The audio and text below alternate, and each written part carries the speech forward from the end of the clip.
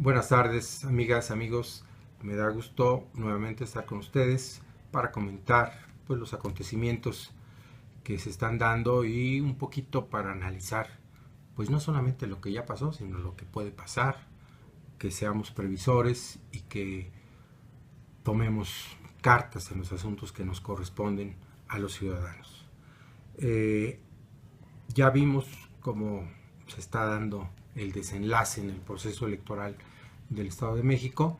Un poco lo habíamos comentado, un poco lo habíamos adelantado en la ocasión anterior. Me referí a esta situación como una película que ya hemos visto muchas veces, aunque hay que decirlo también, cada vez el cinismo, cada vez la sinvergüenza, cada vez esta actitud deshonesta tiene un nivel mayor. Cada vez nos sorprende, eso sí nos sorprende, la poca calidad humana de los personajes que manejan a su antojo la vida electoral del país. Pero ahora estamos ante un hecho. Todo parece indicar que a como dé lugar van a imponer a Alfredo del Mazo.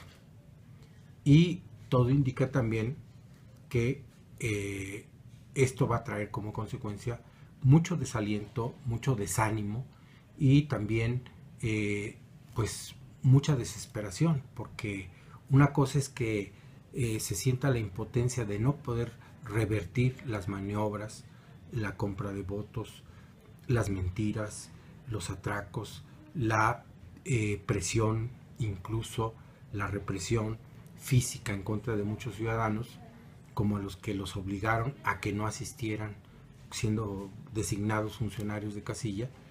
Se habla del 30% que fueron intimidados para que no llegaran el día de la elección y el PRI, el gobierno, pudiera nombrar a personas que estuvieran completamente dispuestas a cometer los atracos que se cometieron. Bueno, entonces, después de todo esto, y para no quedarnos en el desánimo, para no quedarnos en la frustración, creo que es conveniente recordar algunas cosas, algunos, digamos que, consideraciones más de fondo de lo que estamos viviendo y lo que se va a vivir próximamente en el país.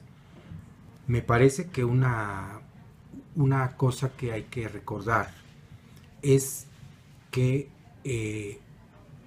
esta situación que estamos viviendo nos la provoca un grupo que ha estado por lo menos los últimos 35 años en el poder de la República, en poder de las instituciones y de estos órganos del gobierno de la República y de muchos estados de la República. Esto significa que estamos y hemos estado en manos prácticamente, para decirlo con todas sus letras, de personas que se dedican a violentar constante y sistemáticamente el orden constitucional del país. Y por eso hemos llegado a los niveles de degradación y a los niveles de, digamos, de abuso en contra de la población que hoy nos espantan.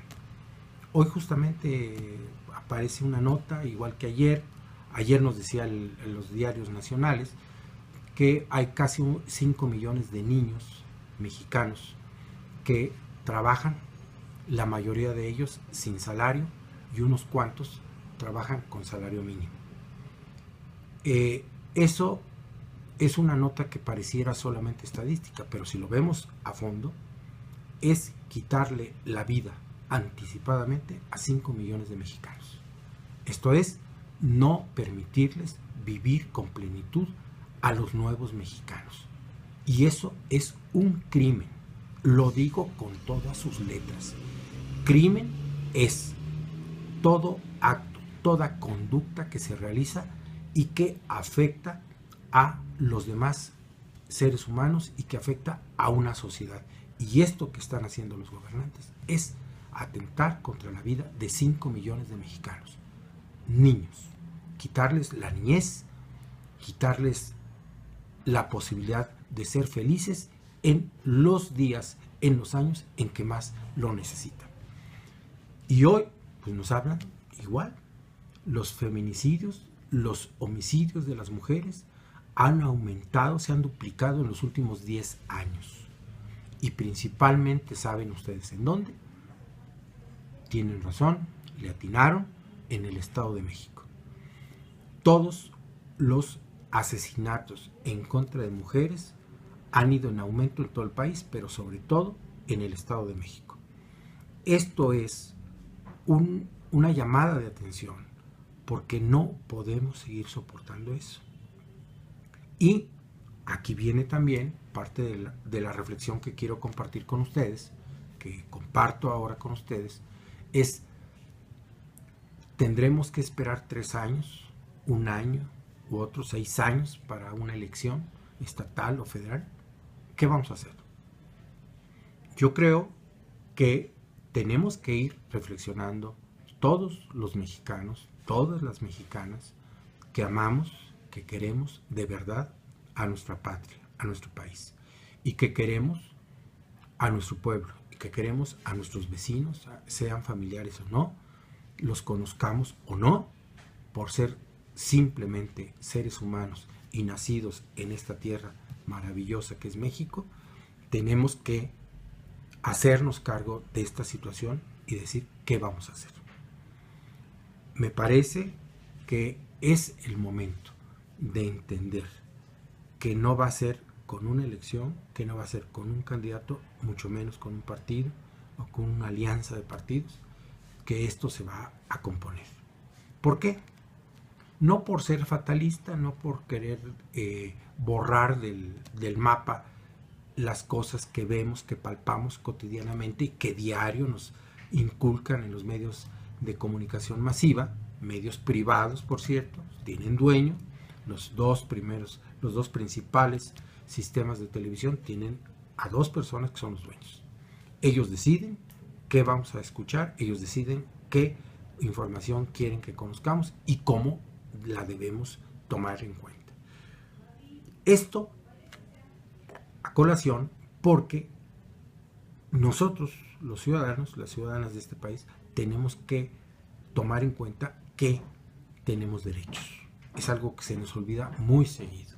Tenemos derechos. Y uno de los derechos que tenemos es a no soportar un gobierno que nos maltrata, que nos arrebata nuestros recursos y que entrega nuestra riqueza a los extranjeros. Ese artículo de la Constitución, pues son varios, para hacerlo más preciso.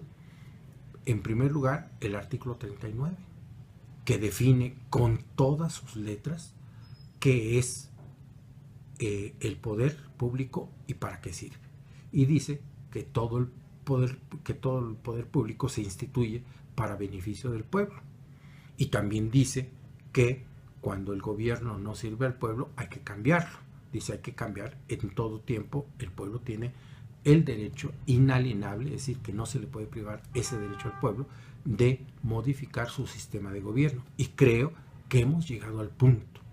No podemos seguir soportando que se nos prive de la riqueza que nos pertenece.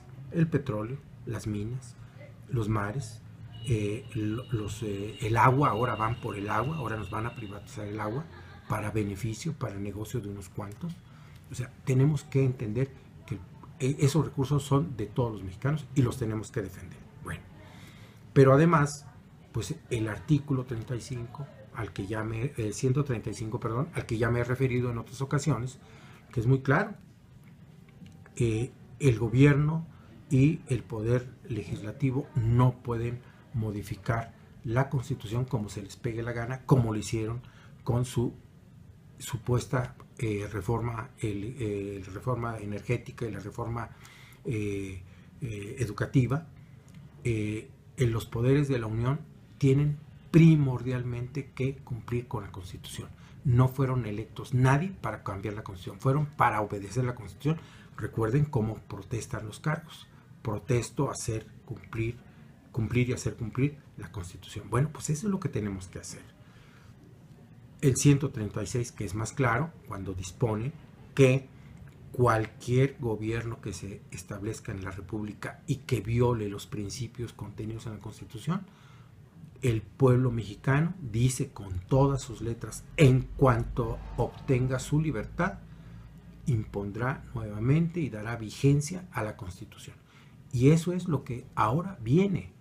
No tenemos otra salida. Hay algunos intelectuales, hay algunos dirigentes políticos o sociales, activistas, filósofos, que dicen hay que elaborar una nueva Constitución. No, si el problema no es la Constitución, el problema es que no se cumple la Constitución. Yo les hago un reto a todos los que opinan que hay que hacer una nueva Constitución.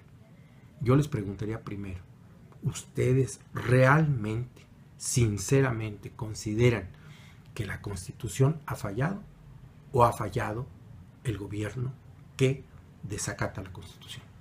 Esa es una primera pregunta. Segundo, ¿qué Constitución nos propone? ¿Una mejor que esta? Lo veremos. Pero primero tenemos que hacer valer estos principios que están en la Constitución de 1917, que nos dieron nada menos y nada más que un pueblo en armas, un pueblo cansado, igual que ahora, de la injusticia, de la falta de libertad y del entreguismo de los gobernantes hacia los extranjeros. Recuerden que ese es el origen de esta Constitución. Entonces, si quieren que sigamos el debate, lo damos, con quien haya que darlo, porque hay personas de muy buena fe que lo plantean, pero no toman en cuenta estos elementos. Desde mi punto de vista, si cumplimos el tercero constitucional, que establece qué es la democracia, un sistema de vida basado en el constante mejoramiento económico, social, cultural del pueblo, ahí está la democracia. No son las elecciones, es ese sistema de vida. Y después, si cumplimos con el 27 de que todos los recursos naturales deben servir para mejorar la calidad de vida de todo el pueblo y que sobre la propiedad privada impera el principio del beneficio colectivo, el beneficio de toda la población, ahí vamos. Y por último, el 39 que ya referimos, respecto a la soberanía de la nación.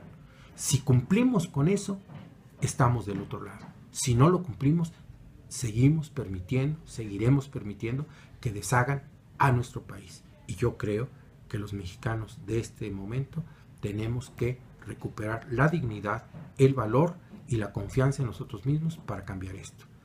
Yo lo dejo ahí, lo dejo en la mesa, con mucho gusto para todo nuestro auditorio, y les agradezco y nos veremos la próxima semana.